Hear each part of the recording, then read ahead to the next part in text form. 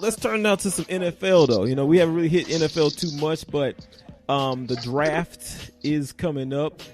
Draft day, Johnny Manziel, the Drake song. I will be bumping that when it starts April 30th. You know, instead of going through all the teams, you can go on ESPN. They'll argue who's first and second. Let's look at the AFC South. We some Houston guys. Let's start right there. And, of course, we'll start with the Texans. Now, they don't really have a quarterback for the, pretty much their entire existence. They have not had that quarterback. And you know in the NFL, you need some QBs or you ain't going to win nothing. So do they need to go quarterback in the draft? And if they don't, then where do you see them going? What's going to be the war? What's the war room for Houston going to look like? Hopefully, some offensive line. Everything I'm reading and everything that I'm picking up together is that they're going to go defense first round is what it's looking like.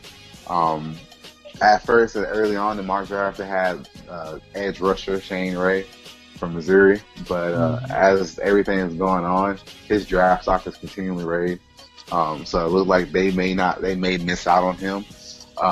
But from everything I'm looking at and everything I've seen, they want to go defensive line, add a pass rusher, if not that, an interior linebacker, and if not that, a receiver. So I would look for those to be the first 3 picks on the board for them. They have a couple of names in mind. It just all depends on who falls in the right place. But that's the direction they're going to go. I wouldn't be surprised if they did take. I wouldn't be surprised if they did take a quarterback. I'm just not going to, depending on if the right one is there. I don't think I will see one early in the first 3 rounds. Right, but should they go with quarterback? Agree with should that they go because with the quarterback? It's all about who's going to end up at that 16th spot. Because one wrong move can mess up your entire draft board. So it's going to be all about who falls into that right position. Of course, you'd like to see them take a edge rusher, someone that can actually replace Brooks Reed, and just give Jadeveon Clowney just enough time to fully recover. Because let's admit it, we don't know how much of Jadeveon Clowney we're going to be able to see this season, if any at all. So you have to, or who he is to begin with. You know, all we have is a few highlight tapes from his sophomore year when he was great, and just a lot of question marks from his junior year into now. So if an edge rusher is there, like a Big Beasley, hopefully he'll drop Shane Ray, like Andrew was saying. That'll be a hell of a pickup. Or Randy Gregory, even with his misfortunes, this is one of the number 1 teams that he actually met with today, and he's expressed interest in lining up with J.J. Watt and Vince Wilfork. They'll be awesome picks, but if all those players are off the board, then they have to go with one of these athletic receivers like a Devontae Parker, who should be there when the Texans are on the board. Now, for Marcus and Tim, I want to ask you guys, should they go defense? Because, you know, you look at this team last year, they were pretty solid in most places, but what was missing was the quarterback play. Should they go quarterback? And you know in the NFL, if you don't have a QB, you're not going to win big. You can get to the playoffs, but if you want to go deep and make a Super Bowl run, you need that QB. So should they focus on that? Do you think he's really going to get QB in the draft? Well, and I think it's just where a lot of stuff, a lot of trades, a lot of picks are going to throw off the draft.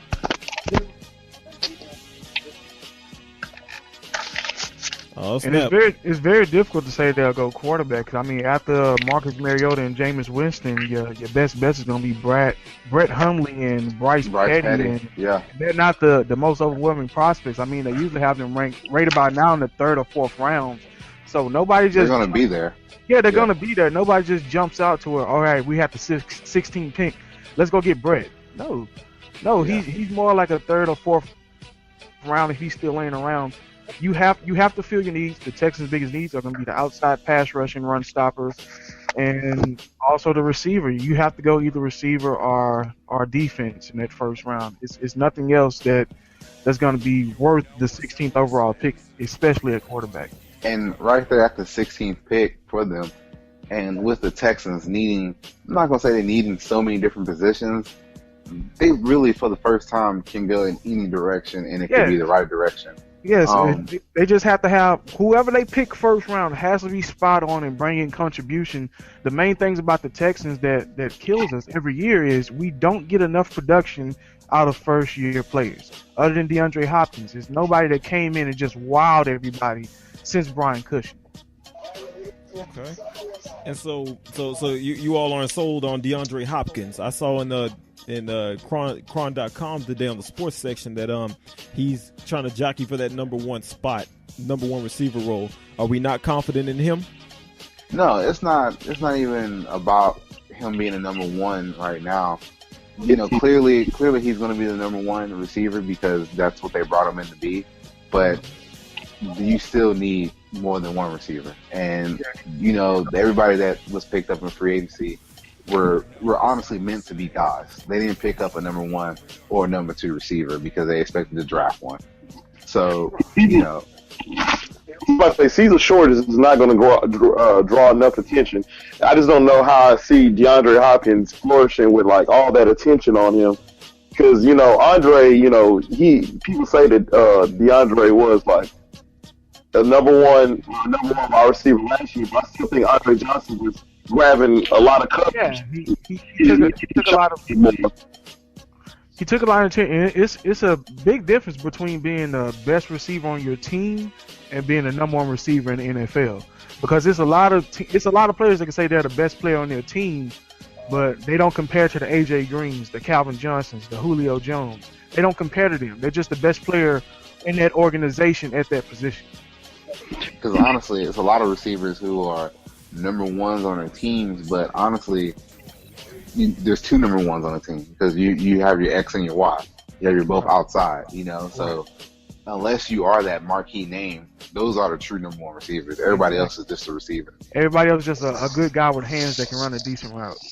But it seems actually stay this year. I always like him short, but it's always a health issue. But he's healthy. He'll be nice on the outside. And that's the main thing when it comes to Cecil. He has to stay healthy.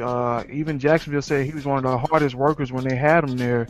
But he has to stay healthy. It's not all about you being around and you working out. You have to play those 16 games. If you're working out and having fun with everybody, but you're only there for 10 games, you're hurting the team. Okay. Well, let's go into the Jaguars now. Let's get in there with Jayville. That was a good segue. Jacksonville probably, as usual, they need help everywhere. Oh, yeah. But let's go inside the Jaguars war room. Where do you see them going? Where do you brothers see them going? Well, Jacksonville is in a weird spot because they're in the number 3 spot, and they're right behind the number 2 pick, which is also another division, which is the Titans, who we'll get to later. But right now, all signs for me, everything I read is that Jacksonville is either going to get the best player available or they're going to trade out of it. And right now, looking like the best player available to them and what they need defensively is going to be a defensive lineman. So you're going to look at like another name mentioned up with Vic Beasley. Leonard Williams could possibly be there if he doesn't go number 2. And they're going to need a running back because Toby Gayhart, Denard Robinson was a good pickup for them. But he's not every down back. He's not going to be that everyday guy. And right basically you need 2 running backs. And Toby Gayhart just didn't give them enough what they needed. So you can see them going. You can see them as team needs. You can see them going running back, offensive lineman, defensive lineman. Is some of the positions they can hit. And it's really hard to tell which way they're going to go first round. I would lean more towards a defensive lineman out the gate. They're just going to pick the best one available out of Leonard Williams or Vic Beasley. I got Dante Fowler on their board. They need a athletic, weak side defensive end in that 3-4 that they run, and he was one of the best at the Florida position, and he's probably one of the best prospects in the draft. But they're going to clean up a lot of that running need. Today they signed the center Chris from the Raiders, and he was one of the number 1 centers in the league. He chose to sign with the Jaguars other than the Seahawks. So whatever running back they're going to bring in, they're going to have a little bit of help up front. I was saying that's a guy that loves playing with sorry teams. You go from the Raiders to the Jaguars, but exactly, he just looking for the checks, man. yeah, Get your money, young man. get your money, huh? Now, let's go to the Texans' main rival, who they can't seem to beat. You already know who I'm about to talk about. Indianapolis Colts. They need some running back help. And what's interesting is this is a deep running back draft. Yeah. You know? So do they go that way, or do they try to focus on that defense? Where do you see them going? They'll focus on the defense because Gore is good enough to get. What's his name? God dang, what is his name already? Gore. No, Frank Gore. Ahmad Bradshaw, he's unsigned at the moment. Trent Richardson has been cut. Released. So they have no depth at running back. They need to clear up the nose tackle position because New England ran all over them. I mean, how you gonna try to run the ball if you can't stop the run? So yeah, it's gonna be a lot of running backs, but I think they can definitely get somebody in the second round, like a Duke Johnson or Tevin Coleman or Amir Abdullah, that should be available in the second round. Now, if you want to talk about getting a running back in the first round, Melvin Gordon probably be the best back available. He's a one-cut back, got great burst, good vision, and he broke the rushing record for the NCAA once held by LT. What about got broken the next week? He still got Vic Ballard? What was that? Do they still have Vic Ballard, the running back? The one that got hurt. Probably so. He's probably still on the He's probably still bench. on IR. He's probably still on IR. But yeah, like DeMarcus said, everything I picked up on looks like they're gonna go defensive line first. Their biggest gaps right now for the Colts, and it's hard to say they got gaps until you go against a great team. That's when you find out you got gaps. But they need a lot of help on the offensive line. Andrew Luck hasn't got paid yet because he's trying to put that money to the offensive line. They need help. They need help in the tackling guard spot. They need somebody to clog the lane, clog our offensive line at the nose tackle position, and they need secondary help. Leron Landry's gone, so they need somebody to fill that. They need somebody to fill. Mike Adams and Sergio Brown back there. So they need somebody to fill that. So they need somebody to fill that safety position. They also need to get some more speed at linebacker position. So it's not, they don't have huge gaps, but for the team they're trying to beat and for where they're trying to go Super Bowl wise, they have some important holes they need to fill. And that's where they're going to try to address that.